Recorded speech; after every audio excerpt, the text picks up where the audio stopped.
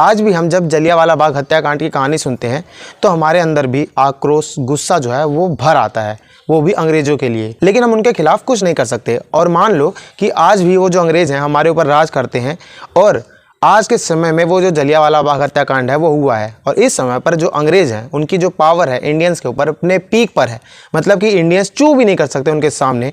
और ऐसी सिचुएशन में एक इंडियन जो होता है वो खड़ा होता है जलियांवाला बाग हत्याकांड के बदले के लिए, वो अंग्रेजों से बदला लेता है। मैं बात कर रहा हूँ सरदार उधम सिंह की, जिनका जन्म 26 दिसंबर 1899 में हुआ था।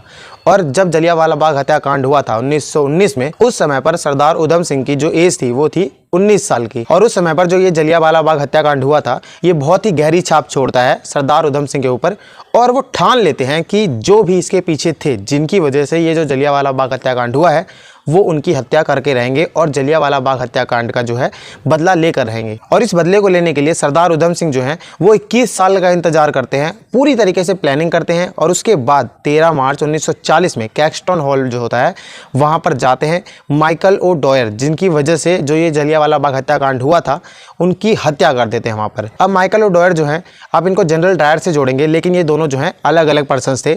जनरल डायर जो था उसने गोलियाँ चलाई थी, उसने जो है कमांड दिया था, प्रॉपर तरीके से वो वहां पर मौजूद था। लेकिन जो माइकल ओ डॉयर थे उन्होंने अप्रूव किया था इस जलियांवाला बाग हत्याकांड के लिए। और इसी चीज का बदला जो है सरदार उधम सिंह ने माइकल ओ डॉयर की हत्या करके लिया। और सरदार उधम सिंह ने उस हत्या को अंजाम जो है भारत में नहीं दिया था, बल्कि लंदन में जाकर कैक्सटन हॉल में ये जो हत्या थी ये की थी। और इसकी वजह से जो अंग्रेज हैं वो भी थोड़े से सहम गए थे। और उसके बाद जो है सरदार उधम सिंह के ऊपर ट्रायल चलता है ओल्ड बैली कोर्ट में, जो कि वो भी लंदन में ही है। और 30 जून 1940 को सरदार उधम सिंह ये बोलते हैं कि उन्होंने ये हत्या जो है ये की थी और इसकी वजह से उन्हें फांसी की सजा दे दी जाती है। और 31 जुलाई 1940 को सरदार उधम सिंह को फांसी दे दी जाती है। और इसी की वजह से 31 जुलाई को हर साल सरदार उधम सिंह के शहीदी दिवस के रूप में मनाया जाता है। और अगर बात करी जाए सरदार उधम सिंह जी के बारे में, तो वो कोई पर्सन या फिर पर्सनैलिटी नहीं थे, बल्कि वो एक विचारधारा थे जिन्होंने लोगों के अंदर ये भावना लाई कि आपके साथ कोई भी बुरा नहीं कर सकता है।